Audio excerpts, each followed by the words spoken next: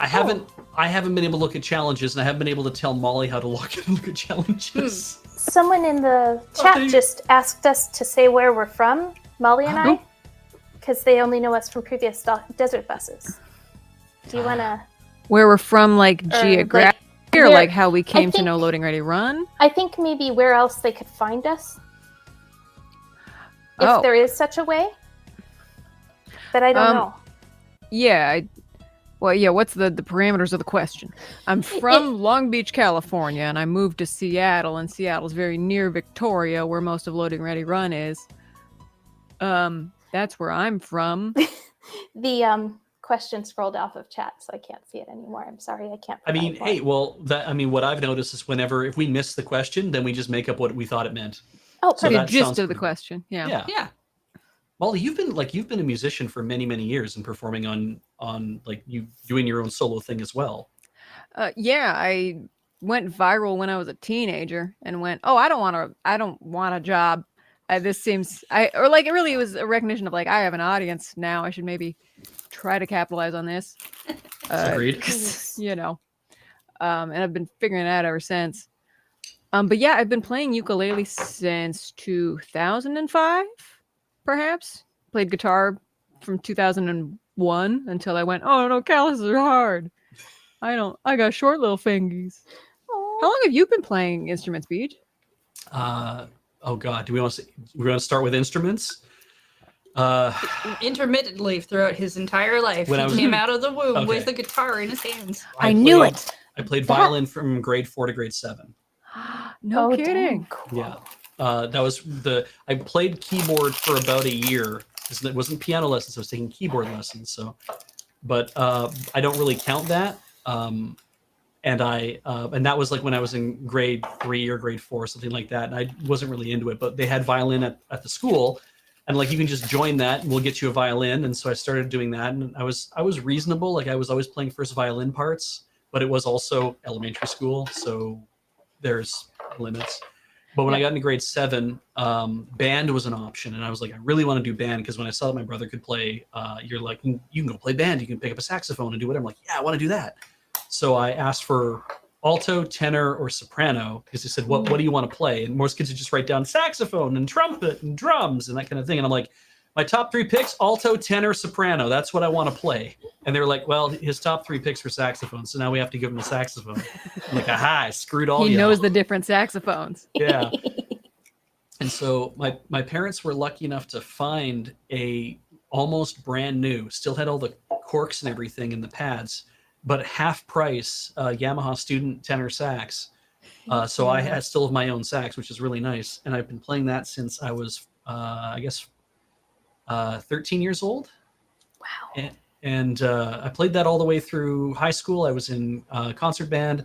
I was in jazz band once I was allowed to join the jazz band. And then I played, had private lessons, and I also played in a chamber quartet. Cool. Then I moved, when I went to university, I tried to join the band, but I didn't pass the auditions. And so I resigned from that class. I'm like, well, that was real weird. It's like you have to audition, and then if you don't make it in, you have to resign. And then I didn't touch my saxophone for several years. After I graduated, I moved up to Grand Prairie and met a buddy of mine who lived up there. And he's like, he was the musical director for the local musical theater. And he's like, we're doing Grease this year. And I've been killing myself trying to fill out the band. I'm like, really? He's like, yeah, I can find like a bass and a drum guy and guitars. I can't find anyone to play saxophone for the life of me. And I'm like, oh, I see what this is. I know all the saxophones. You're trying to convince me that I should play saxophone for you. Like, this is really funny. He's like, wait, you play saxophone? I'm like, no, I don't. He's like, you just said that you thought I wanted to. God damn. So I was so mad. Yeah, pardon me. So anyway, so he said, but please do it. And he gave me the charts, and I looked. I'm like, okay, I will do it. I will rehearse. I will do this thing. And I don't like Grease, but I gained an appreciation for Grease after I had to play it 3 nights a week for about 6 weeks. What are the squonking sax parts in Grease? Like there's all the interstitial stuff like where it's like the madcap running around and stuff, like all the bits between scenes when you're changing from scene to scene. Lots of screaming sax stuff that's going on. Not as much of the romantic type music, but there was a couple of things that were really nice. I think there was a couple of like the slower stuff that did, but yeah, for life of me though, I can't remember. It's like I was playing on every single song. Yeah. But largely, I mean, a fun part actually with that was that during rehearsals, the guys in the dude who's the main character again? Danny? Yeah. The guy who's playing Danny walked up to me, and he and his buddies walked up to me because we were the band playing at the school dance now. And so he walked up to me and like stepped on my foot while I was trying to play. And I stopped and I looked at him like, what the hell was he doing? And he just kind of made this thing at me like, yeah, what are you gonna do? What are you gonna do? And I'm like, and so I just kind of was like, geez, I don't know, like, because this is Danny, like what am I supposed to? I can't just reach out and punch the guy who's like, he's the coolest guy in town, like kind of you deal, have right? a nerve. So it's like you can't just try to get into a fight. So. But the thing is that they kept doing it. Like when the production started, they kept doing it because I guess that was the idea. Is like go up and mess with the band a little bit, show that you don't respect the your other personnel in the show. Yeah, right. and after the second time he did it, I was like, oh, this is a trick you guys are doing. Okay, that's really good. And so every time he came up, he'd like take my music sometimes, or he'd fiddle with something else, or he'd try to touch the saxophone and have to move away, like. Those kind of things, which was really kind of a blast because it really felt like I was again part of the production. Yeah, but nobody told you in a weird way, don't you? Sorry? Yeah, you take bullying in a weird way, don't you? Well, because I knew he didn't mean anything by it. Because you talk later, and it's like he's very nice, and they were all like, "You guys are making us sound so good," because it's a musical, right? Like they really loved us, so it was a lot of fun. Shouldn't someone have told you what was going on? I wish someone had pointed it out the first time. That's really kind of a bad. Yeah, they just depended on your perspicacity. Piece of direction. Yeah, it's like if I wasn't like if I didn't do improv, I would not be able to roll with what was going on. Perhaps. I what if you had just punched him one night? Yeah, exactly. That the worst thing you can do as a person on a stage is mess with anybody in the background whose job it is just to help you look good on that said stage. Yeah, well, and so the band was, what was funny is that the band was always just on from the wing. Like they had us on stage the entire night. We didn't play in an orchestra pit. We didn't play in the wings. We were literally on stage. You could see us playing the entire time when the car was on stage, or when like they were having like the sweet moments, like in summer nights and everyone's dancing and stuff and moving all around. It's like we were in the thick of it the whole time. It's a really interesting choice. And so I did all that, had a blast doing it. And then I might even gotten paid. I don't remember. And I don't really care actually. And then I tried playing in the adults jazz band that they had. Didn't do that.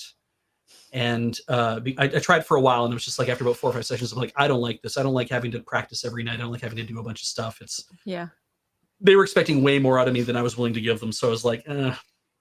And if I was going to keep playing, I was probably just going to be like, I think it's time I buy like a Selmer Super Action 80 series or something, or a Mark II or something, just to be like, I need a way better saxophone, but I don't want to drop 12 grand. Not 12 grand. Yeah, it's one of those like inflection points of like, how serious am I about this? Yeah. And my student sax is fine, but it's like the student saxes all have the same idiosyncrasies, and it's just like I hate that I have to do this and do this and do that in order to sound good. And it's like I'd rather just have a nicer saxophone that I know doesn't have these idiosyncrasies. So that was a weird tangent that I just rolled on all of a sudden. I've been playing guitar since I was 17 years old. Okay. Which would be 1996. So picked up penny whistles to play because I thought those would be fun. I really enjoyed playing those. Yeah. I have some of those at home. And what else have I learned how to play? Oh, and my buddy who was the band director for Grease, he did piano lessons. And so I came to him one day, like, can you play this? And he said, sure. And he sat down and he played this piece of music that I was like, that sounds really great. And now I'm going to try to teach myself to play it. And he's like, oh, okay, well, go ahead. And so I sat down, and I started playing. He's like, okay, no, we're going to start from the top. It wasn't like, I'm going to give you piano lessons, but he's like, you need piano lessons. So I'm going to teach you how to play this thing properly. And after about a year of practicing on and off, I could play it both hands really beautifully. And I was like, this is all I've ever wanted to do, is be able to play this one song, and done. Yeah. Yeah. How about you then? Is it just always been guitar and then ukulele after that? And I remember I took piano lessons as a child. I don't remember even how old I was. And my teacher was this lovely lady from our church named Ruby Peters, who I don't have any recollection of her touching the keys. And so at some point I was like suspicious that she knew how to play. And apparently she played beautifully, but she never did so when I was around. And the thing about like the notation system, like, sheet music, is it's based around the piano keyboard. Yeah. And the piano keyboard's based around the key of C. And it's just this really weirdly linear way to think of music. And like, you have to learn how to play something in the key of C before you can play it in the key of G, before you can play it. And there was just this kind of, you have to learn new shapes for every key that you want to play in. You got to learn scales. And it's just, there's all this kind of skill building you have to do before, unless you're the sort that just sits in front of a piano and just kind of figures it out. Oh yeah. And I'm very tactile. And so it didn't, and my mom really put a premium on, like, you got to learn the theory. Once you can picture a piano keyboard in your head, you can play any other instrument. It's just how you translate those shapes. But like the thing about ukulele is that there's 4 strings for the 4 fingers on your hand. Mm-hmm. And, the C major chord is 1 finger. And I started to play, we went out actually to visit some of they're friends of my mom's, but then they had kids and they're my age, and now those kids are my friends. And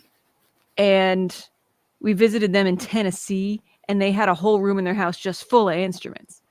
And everybody in that family plays something. It's their love language. Like how some families get together and they play board games. This family just sits around. Every uncle gets out a guitar and they just play, Glenn Campbell or whatever. Yeah, I know those families. That's kind of adorable. It's this sort of Von Trapp situation, like Yeah. a bluegrass Von Trapp family. There's a way it goes weird. They're yeah. not bad situations to be in, but when you're the one who doesn't do the thing that everyone Yeah, does, if they it's ask very you to say loud and grace a lot at of dinner, noise. then you're like, oh no. Yeah. My sax teacher, the whole family, like all the kids played. His youngest son didn't, because he wasn't quite old enough yet, but he was going to learn soon. And yeah, we played with my chamber quartet was actually his youngest daughter, who was about. We were in high school, and she was like just finishing elementary school, and she could destroy us. She was so good. The rest of us were like, and we're his students, and it's like we're nowhere near as good as he was. And I'm like, I cannot even imagine what it was like to like play in that house, to be constantly like, time to practice, time to do this, time to teach you this. I'm like, huh. Oh my God, yeah. And so the 2 younger sons I've worked with since then, like they moved away, we missed each other's adolescent years, and then we met up again as adults, and they had like a full-blown recording studio and stuff. The older of the 2 sons, like they were all homeschooled because it's Tennessee, that's how it goes. And like they would, okay, you have to study your geography for 10 minutes, and then you can go play your cello for 20 minutes, and that would get him through. Like, Aww. and then the younger son, when we went out on this trip where I went, oh, music is a noun and also a verb. You can do music. Wow.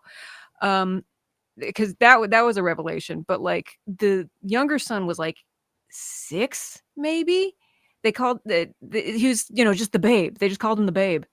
And they would put him behind a full-size adult drum set, and he could play like you wouldn't believe, but he had to use his entire limbs. He's just spread out like a starfish. His feet are like, he's got books on the pedals so he can hit them. Nice. And and yeah, it was the perfect like mix of like just 8-year-old kind of antsy energy, but it's making something rhythmic that's keeping the whole family together. Nice. Which is a lovely metaphor for being the youngest child, I reckon. But yeah, got home from that trip, and on the tram skyway thing on the plane, I remember asking my mom, hey, can I get a guitar? Could I play guitar? And she was like, 100%. Yes, you totally can. Nice. And got I would walk around the house with it.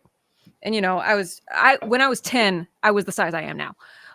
And so walking around the house with it, just dragging the butt of it on the hallway, on the walls, clunking the headstock into door frames, and just kind of just picking.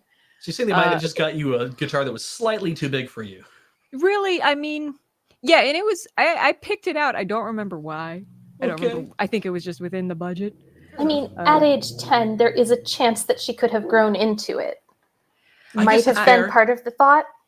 I don't know how Yeah. tall your family is, generally speaking. No, and we had so- when I was like 8 or 9, we went to a dentist who x-rayed my hand and my brother's hand and looked at the growth plates between our fingers and told my brother, "Oh, you're going to be so tall. Your growth plates are just floating in space. You got years to go." And then looked at my hand and went, "Oh, you're done." Yeah. Are you sure you're not 23 years old? Yeah. How do you have so many teeth for a child? I've been collecting them. Oh wait, no. Yeah. The I mean, when I was younger, I tried playing my dad's guitar, his just 6-string that he had, and Yeah. I couldn't get my hands around it, and it just meant that I gave up on the idea of playing guitar because I was like, well, I can't hold it. So What kind was it? Was it like a classical or an acoustic or an it was electric? it was just a normal steel string acoustic 6-string, but it was big, and it just like it's really uncomfortable to get around, and then it's hard Yeah. to press on the fretboard and stuff. That was mostly because the thing was not well taken care of, and I ended up having Yeah. to take it to a luthier and get it taken care of for him when I was in my 20s. Mhm. But yeah, I get it, where it's like you're trying to make this thing work. Yeah, and I mean, having like just the process of breaking in calluses, it feels like I am never gonna get there. My fingers are gonna be, there's just gonna be bones there, just Yeah. bones under fingernails one day. Just split them like corn cobs. And you know for a fact those aren't growing back, so you can't take the wear and tear on those bones. You're like, what's the end game? What Yeah. like what am I working towards? And then you take a hot shower and then you have to start all over. Oh yeah, right. I did a bad thing because I for most of the pandemic I didn't touch my guitar because I was sleeping at weird hours, which meant that I couldn't just pick up my guitar and play because Mhm. it would either people would be, things would be Having happening. neighbors is a musical nightmare. Yeah. So it's like I have to be kind of cautious about when I do want to play, and that meant that my calluses just were disappearing over time. So you gotta get yourself an electric. Get yourself I- a solid body. I have a solid body. I have an electric, and And you it's just hooked up. crank it to 11. No, well, I don't want to scare my neighbors, but on occasion it's like because it's in our bedroom. If it was in the living room, I'd feel better about it, but it's in our bedroom, and Oh. it's like I mean- I'll maybe move it into the living room one day, but Yeah, I we'll mean, see. just plug it into a pedal and then plug headphones into that pedal, and then you got your own little universe. then I gotta wear Inside your noggin. headphones. What's wrong with that? You're wearing them now. You're gonna wear them for 6 hours a night for a whole week. I know, right? Yeah. Well, yeah, Do I need Better to get than you the some in-ear better monitors. headphones? Those will make you feel crazy. that might be not so bad, I guess, but Maybe you just need more of an over ear headphone. maybe. Oh, Yeah, there's a bus yeah. stop. Open Oh, well. back. Oh, bye. Was there Bye, anybody bus there? stop. No. There Oh. was, but we didn't. We don't want them. Oh God. Since you brought it up, so the doubloon, I was trying to get all the stuff together. I've got to keep talking about music here, but I just want to mention this offhand. For the silver doubloon that's on the store, which we're now sold out of, please put your email address down in case you want one, because we will print more of these almost assuredly. And I'll know then that'll give me the count. I was like, what do you say about a coin? I was writing the blurb. I'm like, what do you say about a coin? Also, it's 4 a.m. and I really want to go to bed. And so I'm like, I don't know. Like, well, you know what? People don't care about what a thing is. They care about the story that comes with the thing. Mm-hmm. So I wrote them a story. So if you go to what is it, desertbus.org? Store.desertbus.org. Desertbus.org, you too can read the story of the doubloon. Yeah. That was just, I was like, well, I got to write something. So I guess I'm going to write a story. So I just kind of leaned into the idea of going to do this. And so it was good because it's basically just a nice piece of prose. It's just, you're standing by yourself. You're leaning against an old rusted out bus stop. Paint, very Don't give away too many barely details. I visible want through them to go to through that the page faded and paint. read it. I feel like we're starting an RPG right now. Yeah, it was really kind of like very Yeah. Western RPG feeling. I really liked what I managed to capture there. So You created Anyway. an atmosphere we were in which talking to about have a silver coin. we were talking about music still. So you play guitar. And you Yeah. came out of that saying that I would Guitar, 6th grade. 7th grade, mandolin. Ooh. Because I was in a Nickel Creek cover band with my best friend at the time, and she played guitar. And so we needed a mandolin player. And then 8th grade, as an 8th grade graduation present, because I was very into the stand-up albums of Steve Martin as a 13-year-old, what happened to me? I asked my parents for a banjo, and they acquiesced. How long did you stick with that? Very short time. Because Okay. my dad, having noticed a pattern, and I ended up giving it to one of the best friends of my girlfriend at the time. Okay. And so it's in a happy home. It went into a nice farm upstate. Did you at least learn the Scruggs picking or whatever it is? The claw hammer, and this is the thing. Yeah. Beej, is my dad noticed there's this pattern of my kid keeps picking up and abandoning string instruments, so we might as well just cycle her through as many stringed instruments as we can find. And so he got, it's still in my house somewhere, but one of those triangular kind of space age like ukes. a balalaika? Oh no, Like okay. it's kind of balalaika, like it's sort of shaped like an oar. There's this Oh. company in, I think, Connecticut, maybe Massachusetts, called the Magic Fluke Company, and they make these plastic-backed wood front ukuleles that stand up on a table by themselves. They're just molded plastic. And he saw this in a shop window and was like, "That's hilarious. I bet my daughter could play that." And because the intervals between the strings are the same intervals as the higher 4 strings on a guitar, so I already knew the chord shapes. I just didn't have to use my whole dang hand about it. Yeah, and you still get a really good sound. Yeah. You get a good sound. You plonk it into walls when you're walking around with it. Because mandolin has 8 strings and they're doubled, so your the calluses you have, you don't know calluses. You don't know mandolin calluses. And the scale length is really weird on a mandolin, so you can't make chords exactly. Like mandolin tends to be the rhythm section in a bluegrass band because it's hard to play well. Right. Like with ukulele, because I knew how to flat pick from guitar, kinda. I knew how to strum from guitar. I knew how to flat pick from mandolin. Knew how to finger pick from banjo. And so when my dad brought a ukulele home, I was like, "This makes sense immediately. I got this. Your search is over." Great.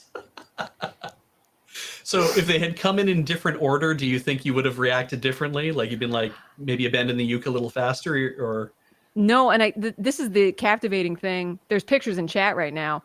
The captivating thing about ukulele is once you can play one shape of ukulele, that translates to all the shapes. Yeah. Are you playing ukulele but you miss guitar? Get a baritone ukulele. It's a guitar tune. Do you miss the banjo? Go get a banjo-lele. Like, if so I'm singing a song on ukulele and it doesn't fit my vocal range, I just switch to one with a different tuning and just play the exact same chord shapes. And it's, we're 5 steps away. It's kind of killed my drive to like learn instruments, It's just there's that. You know how a corgi is always a corgi, even if you crossbreed it with something else. It's like a corgi. I do know that very well. Cosplaying as like a German Shepherd or whatever. Right. Mm-hmm. I think that might be what's happening with ukuleles. Yeah. Let me show you. Like just given the photos I've seen in chat. Put me up on the big screen. This is my Telecaster ukulele. Oh. I call it a telelele.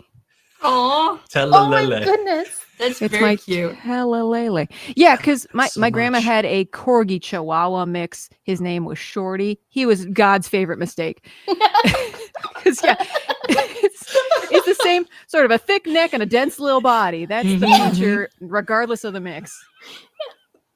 What can I know that it's electric. Yeah. Almost assuredly, it does not have a hollow body. But what does it sound like when you play it? Well, hold on, Steve. You need to let me plug in the things. Hopefully, if I wired this up right, then it might just come through. Yeah, then engineering shouldn't have to do anything. Oh, I can't hear it though. That might be a problem. Oh, and it's stuck on a cable. That's also might be a problem. Yeah, I mean, you tell me what it sounds like. Can you hear that? Oh, yeah. Kinda. I mean, I can hear it. I can hear you playing it. It's not amplified or anything. Okay. But I can hear you strumming it, definitely. And it sounds really... I mean, the steel strings and just, I think the overall general... Yeah, it is very reminiscent of playing electric instruments. There we go. Can you hear it now? Yeah. That's just literally a Telecaster. Yeah. I mean, it's got the humbucker. It's got the everything. And I have like this electric pedal that's just full of digital versions of pedals. Yeah. And so every time because I do the weekly Huell Hauser show, and so every time I pick it up, I play California Here I Come without thinking about it. God, that's so That's good. amazing. Oh, I like that a lot. I imagine having a lot of, because also then having a lot of ukuleles, it's easier in your house to be able to store them in places. One would think. Yeah. Take up half the space of a guitar, but That is true. And I do have maybe later in the week, I have this stupid double neck thing that John Scalzi convinced me to buy. oh wow. And I was a numbnuts, and I was like, you know what I'll do? It's a mandolin neck and a tenor guitar neck. Here's what I'll do. I'll tune one like a baritone and one like a soprano, and then I won't have to tour with any other instrument. I'm a genius. And then I took it to the guitar store, and I was like, can you do this to the strings? And they were like, why?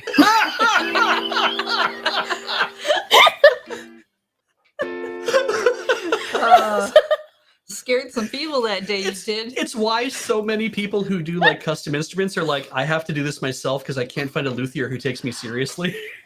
Yeah. That's very true. Also, I that took one might of my be- ukuleles to a luthier for repair, and she was like, why would anybody build it like this? Oh my You've been God. lied to. Luthier is a word I have never heard before and also now love. Oh, Yeah. it's so good, eh? It's a really, It's like a Any slide for your luthiers in the tongue house as a tonight? word. Yeah. yeah. Wow, what a great word. I think it is definitely derived from somebody who would build lutes. Yeah. I'm sure it is. Yeah. Oh, Almost yeah. certainly. Yeah, That somebody makes who my likes to go assumption. looting. Yeah. The other So- kind. So then, Carrie and Heather, do you have any musical stories? Do you have any musical training? A little bit. You want to go first, Carrie? Yeah. Mine is not. I mean, it's kind of like Molly's in that my parents noticed I was picking things up and not playing them, but like only two things, and also I wasn't good at either of them.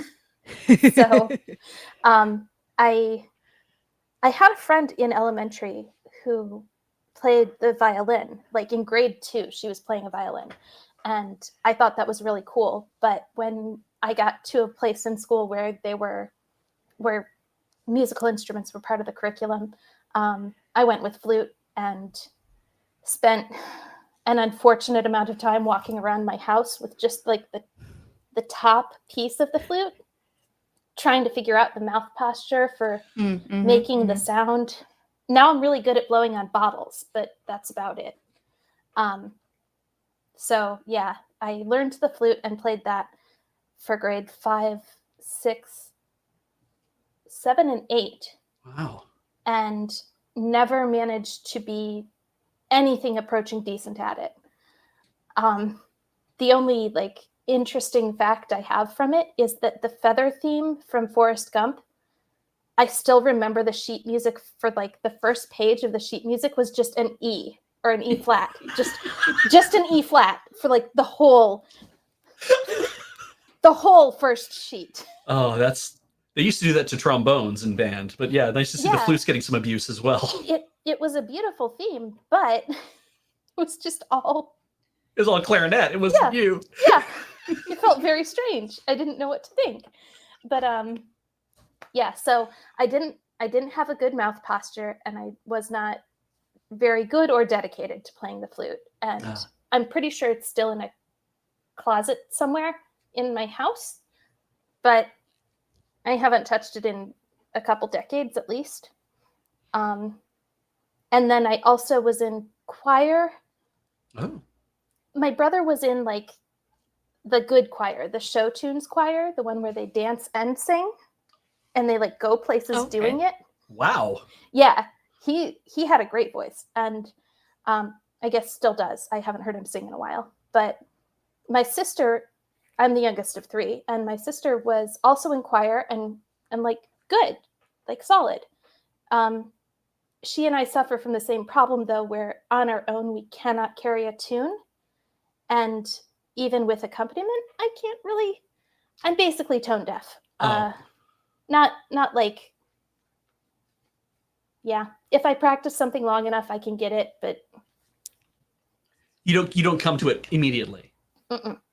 And there are times when I have like suddenly heard what the notes actually were, or like somebody plays it out on the piano for me to go along with, and I'm like, oh, those were different notes.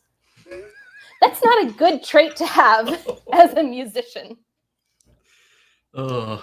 So that's my experience. What